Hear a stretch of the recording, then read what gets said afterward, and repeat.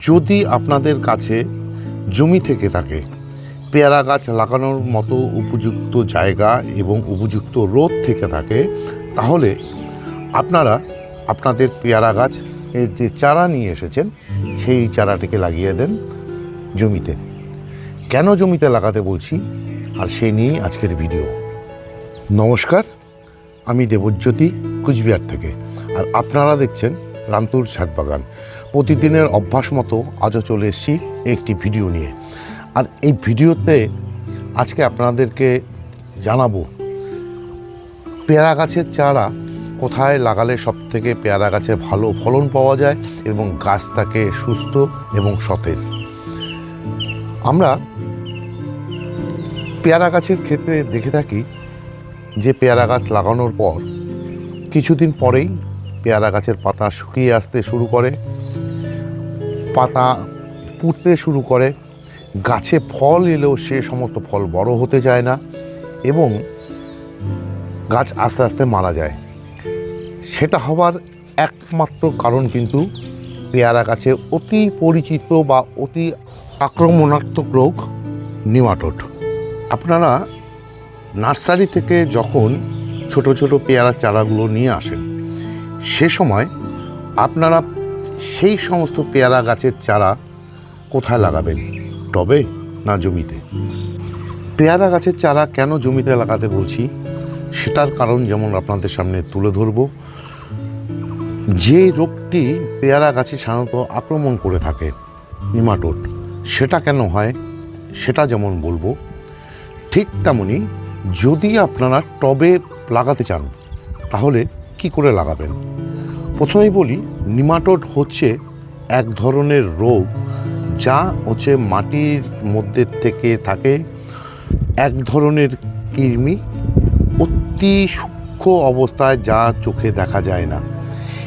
মাটি দীর্ঘদিন ধরা যদি স্যাঁতস্যাঁতে অবস্থাতে পড়ে থাকে, বিশেষ করে বর্ষাকালে, এই সমস্ত কৃমিরা কিন্তু সুপ্ত অবস্থায় থেকে জেগে উঠে শিকড়ের মধ্যে ঢুকে শিকড়কে গিটগিট করে দেয়।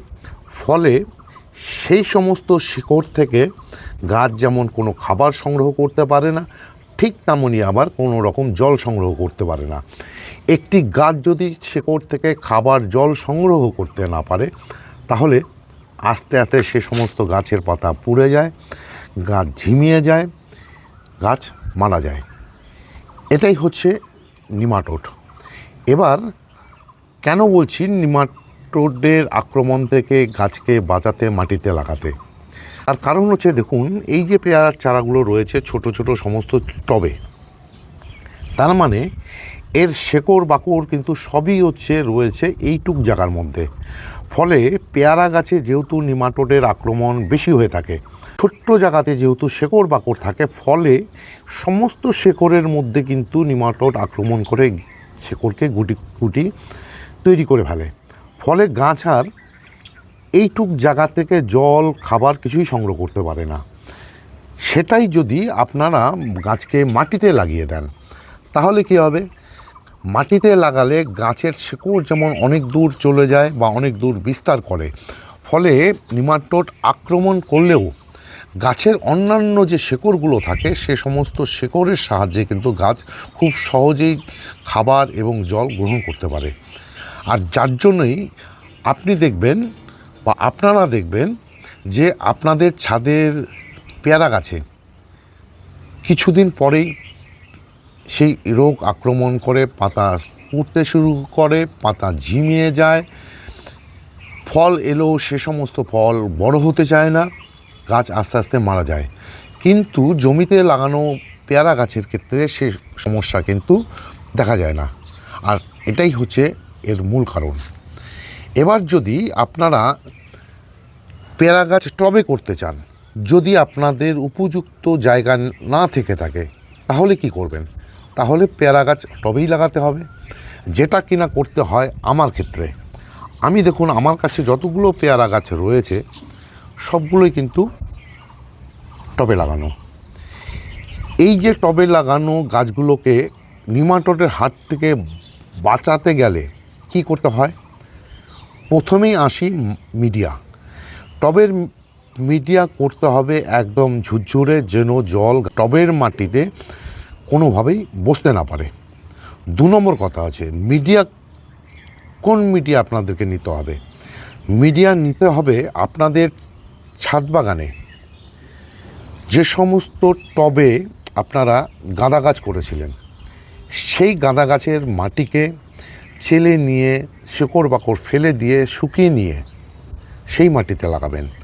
তার কারণ হচ্ছে গাঁদা গাছের মাটিতে এমন ধরনের অ্যান্টিফাঙ্গাল উপাদান রয়েছে যা নিমাটোডের হাত থেকে গাছকে খুব রক্ষা করতে পারে।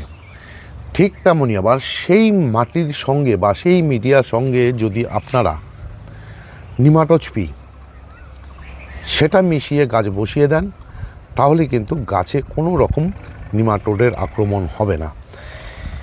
এবার এখানে একটি কথা বলে রাখি, সেই মিডিয়াতে কোনোভাবেই কিন্তু নিমখোল মেশাবেন না। যেহেতু আপনারা নিমাটোচপি ব্যবহার করছেন, সুতরাং সেই মিডিয়ার মধ্যে নিমখোল কিন্তু ব্যবহার করা যাবে না।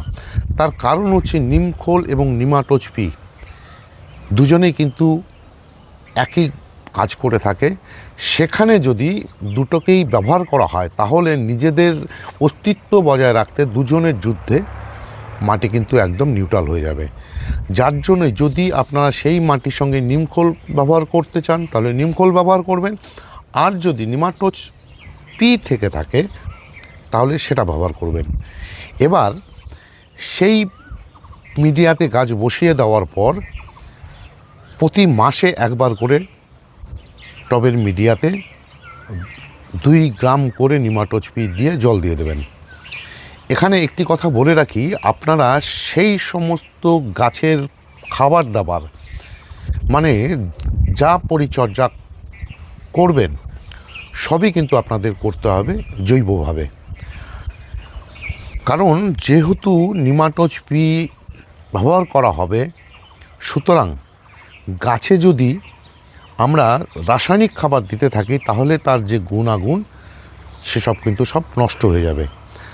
গাছ যখন তৈরি হয়ে যাবে, গাছ যখন ফুল চলে আসবে, সে সময় গাছের মিডিয়াতে যেহেতু নিমাটোডের বাসা নেই, সুতরাং গাছ যেহেতু সুস্থ সবল হয়ে ফুল ফল দিতে শুরু করেছে, সে সময় আপনারা পটাশিয়াম এবং ফসফরাস জাতীয় খাবার গাছকে দিয়ে দেবেন। সেটা আপনারা রাসায়নিকও দিতে পারবেন, কিন্তু আমি বলছি রাসায়নিক খাবারকে অ্যাভয়েড করে আপনারা জৈব যে সমস্ত পটাশিয়াম এবং ফসফরাস জাতীয় খাবার রয়েছে সে সমস্ত খাবার দিয়ে দেবেন। বর্তমানে তো বাজারে জৈব পটাশ এবং জৈব ফসফরাস খুব সহজেই পাওয়া যায় এবং সহজ মূল্য। সে সমস্ত খাবার আপনারা গাছের মিডিয়াতে দিয়ে দেবেন।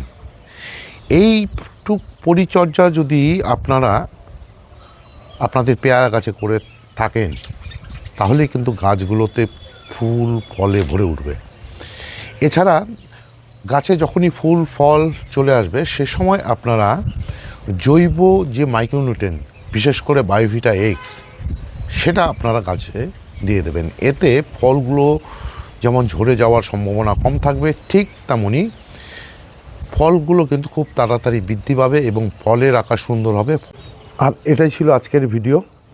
পেয়ারা গাছকে কোথায় লাগালে পেয়ারা গাছের থেকে যেমন প্রচুর ফুল ফল পাওয়া যায়, ঠিক তেমনই গাছ থাকে সুস্থ সবল। আর এই যে প্রতিবেদন আমি আপনাদের সামনে তুলে ধরলাম, সেটা আমার অভিজ্ঞতা বলতে পারেন।